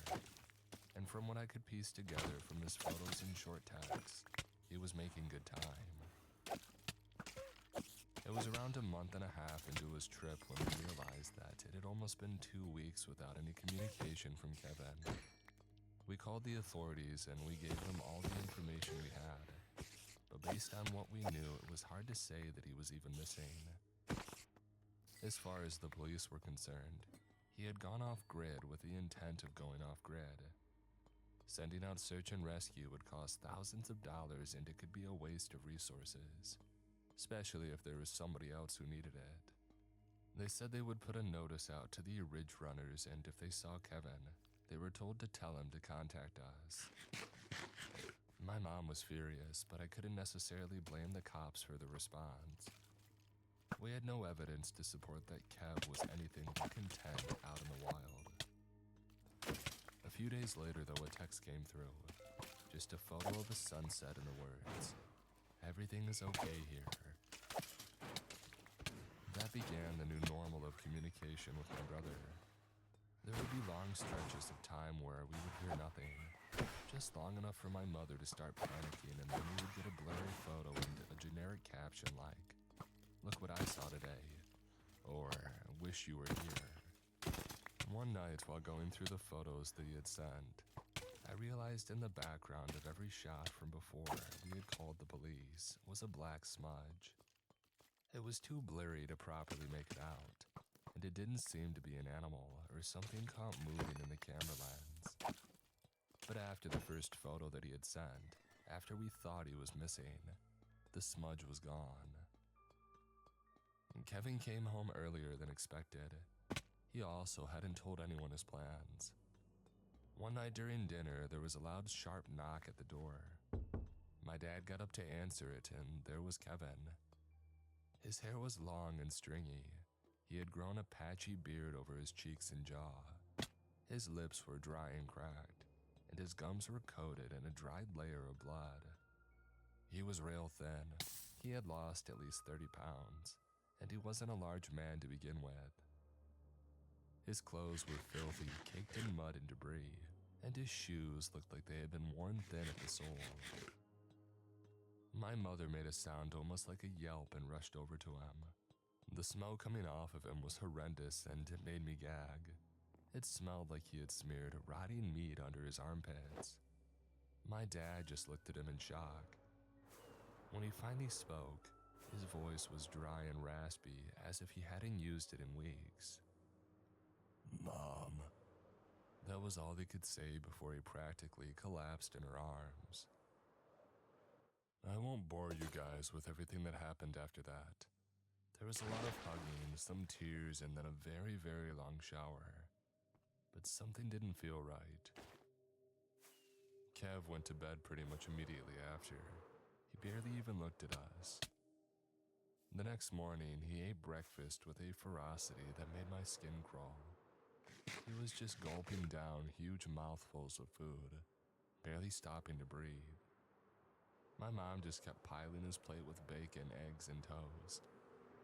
He stopped only after he had consumed an entire loaf of bread, 2 packages of bacon, and nearly 2 dozen eggs. I tried to ask him about the trip, tried to get him to say anything at all really, but all I got were grunts and ahas before he lumbered back off into his bedroom. The next few days were more of the same. Kev eating an insane amount of food, sleeping for hours, and then mumbling his way through conversations. It took about a week for him to start communicating like a human again, but even then, it was stilted, awkward, and unnatural. He's been home for almost a month now, and something isn't right. His voice, it changed somehow. It's still his voice, but it's like there's a second voice buried underneath it. Like somebody's trying to harmonize while he speaks. He lumbers around the house like his knees are locked in place, but he refuses to go to the doctors. The worst part is the smell. It still won't go away. No matter how often or how long he showers, he still reeks like death. I could have maybe ignored all of this, maybe blame it on being isolated in the woods for weeks. But after what happened tonight, I couldn't sleep. That feeling of fear in my stomach I felt ever since he's been back hasn't gone away, and honestly, it keeps me up most nights. I was trying to will myself to sleep when I heard the back door creak open. I crept out of my bedroom and down the hall. From my viewpoint, I could see into the kitchen through the window into the backyard. I saw my brother perched on his hands and knees. He was twitching wildly, like every muscle in his neck and head were spasming. He widened his stance and thrashed his head towards the ground and out of my line of sight. I was worried that maybe he was having some kind of seizure, so I ran out to check on him, and that's when I saw it. His head was buried deep into the carcass of one of our neighbor's cats. He was chomping down on its tiny body, blood oozing out between the gaps in his teeth. The thing had clearly been dead for at least a day or so. Its body bloated and its eyes were dull and hazy. Kevin reached inside the cat's body and started to strip off pieces of muscle and tendon, slurping them up the same way he had been eating our mother's cooking. Pressing his thumb into the thing's skull, he popped out one of its eyes and tossed it back like a grape. I ran back into the house and locked the door behind me. I was about to run back to my bedroom when that smell hit me. That horrible death stench that had been wafting around my brother. I opened the door to his room and inched a few feet inside. Wrapped in his bedding were the decaying bodies of 20 or so animals. Rabbits, mice, squirrels. I tried to run to my parents' room to wake them up, to tell them that we needed to call someone. As I turned around though, I saw Kevin in the kitchen window, his body drenched in blood. He was eyeing me through the glass, his head tilted at an angle that shouldn't be possible. The vertebrae in his neck strained underneath his skin. He lunged at the window and I screamed. My parents woke up then. They found me in the hallway, sobbing, sweating, shaking with fear. I told them what I saw and my dad rushed outside to try and well. I don't know exactly what he was trying to do, but it didn't matter. My brother was gone. We called the police and they said it sounded like my brother had had some sort of mental crisis. Maybe he had picked up some kind of parasite in the woods that was impacting his brain chemistry. I know they're wrong though. Whatever that thing is, it's not my brother. My brother left for the Appalachian Trail and never came back. I think whatever that black smudge was in those photos was something that hunted him, and I think it was successful. Whatever that thing was killed my brother and somehow his body came back home. My brother disappeared, but I am terrified he'll come back. Most people don't know that you can get a domain from Squarespace. Not just a website. But you're not most people, because now you know you can get a domain from Squarespace.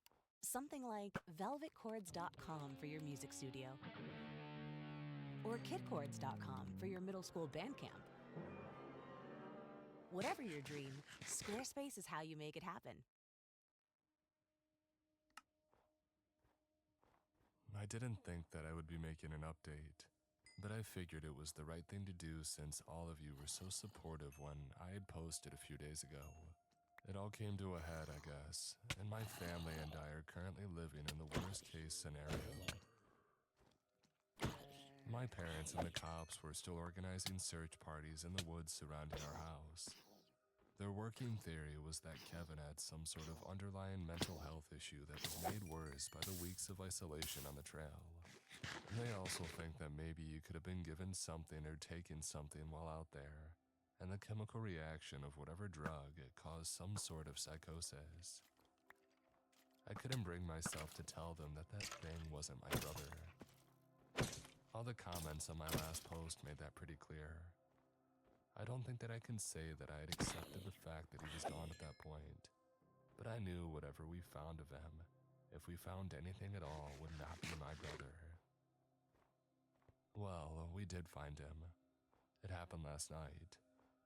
It was late, but my parents were still out with the police and the sniffer dogs in the woods. I was told to stay home in case he came back while they were gone. I was sitting in the living room, keeping an eye on the side yard where the woods start to get thicker, when I heard this weird, thunking sound. It was slow and paced evenly, like a metronome. Thunk, pause, thunk, pause, thunk. From my viewpoint in the living room, I could see a shadow cast across the dining room table, backlit from the streetlights outside. My parents' house is a sort of U-shape. You can walk a circle around the first floor, going from kitchen to dining room to living room and back again. I slipped off the couch and sort of crouch-walked my way into the kitchen. From there, I had enough of a cover from the wall dividing the living room and dining room, so that I could see the bay window that looked out across the front yard. There was my brother, or rather the thing pretending to be my brother.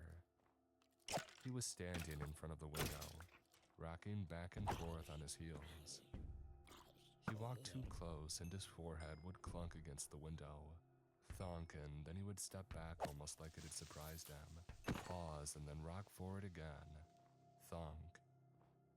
He looked awful. His skin was sallow and slick with sweat, which made no sense since it's November in New England. It hasn't been above 50 degrees in weeks.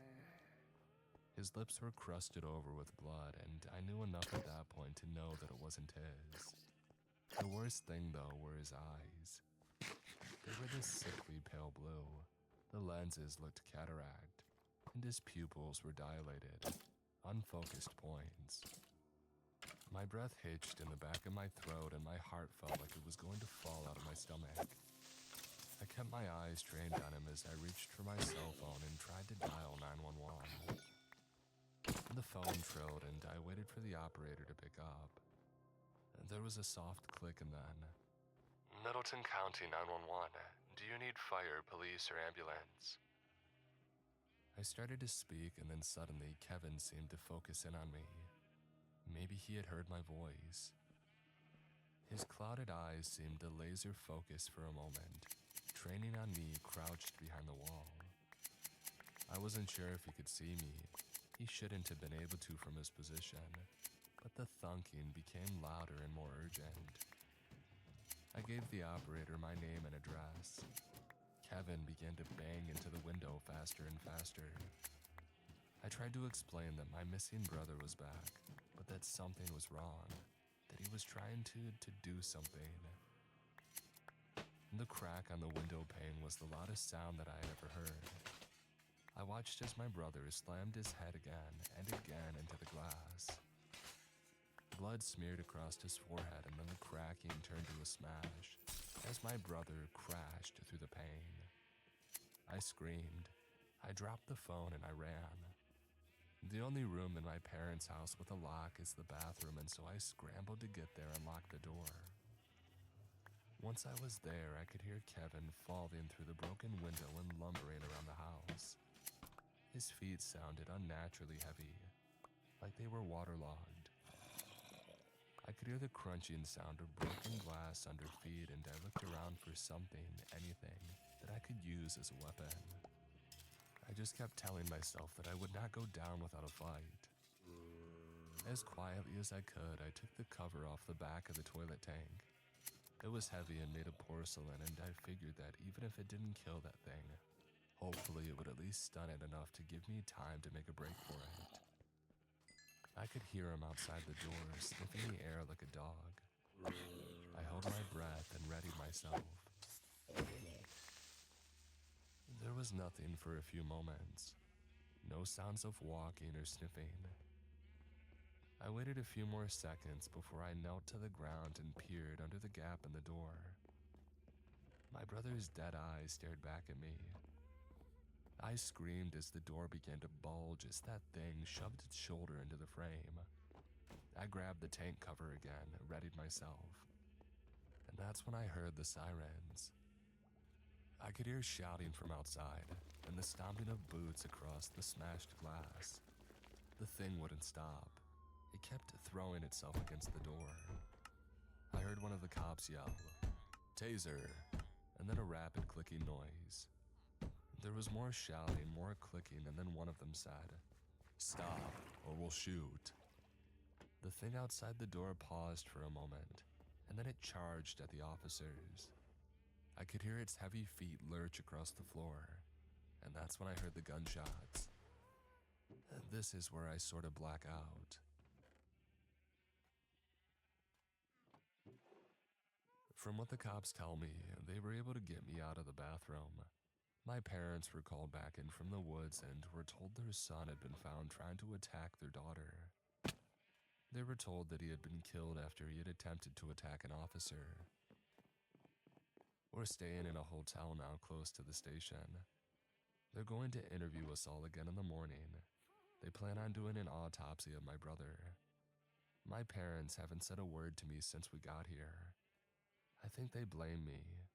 I wasn't the one to shoot my brother, but I was the person who called the man who did. I don't know if you were all hoping for some kind of miracle where we get a happy ending, but this is it. Maybe I'll update you all again after the autopsy report is finalized, but honestly, I think it's best to just let it go. My brother Kevin was kind, funny, smart, and most of all adventurous. He wasn't that thing that came home to us. My brother died out on that trail, not bleeding out on the floor in the house we grew up in. I don't think we'll ever have answers, unless maybe some of you have them. Hold your loved ones tight tonight. Rest in peace, big brother.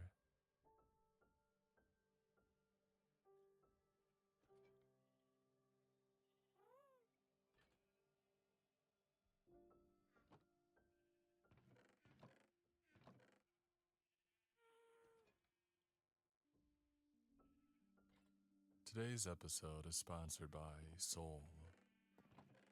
Cold nights, cozy blankets, and Soul's out-of-office gummies. It's my new favorite routine. Throw on the Grinch, grab a gummy, and unwind. It's the little self-care ritual that keeps me calm through the holiday chaos. Soul is a wellness brand that believes feeling good should be fun and easy.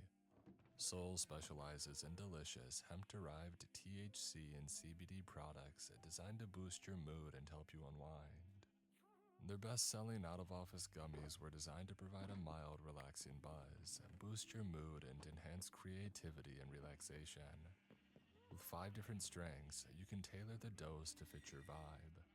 From a gentle 1.5 milligram microdose to their newest 15 milligram gummy for a more elevated experience. With wellness at the forefront, you can feel good about what you're putting into your body. All of Soul's products are made from organically farmed, USA-grown hemp and are vegan, gluten-free, low in sugar, and federally legal. Bring on the holiday cheer and treat yourself or someone you love to Soul this season. Right now, Soul is offering my audience 30% off your entire order. Go to getsoul.com and use the code Mr. Creeps. That's getsoul.com, promo code Mr. Creeps for 30% off.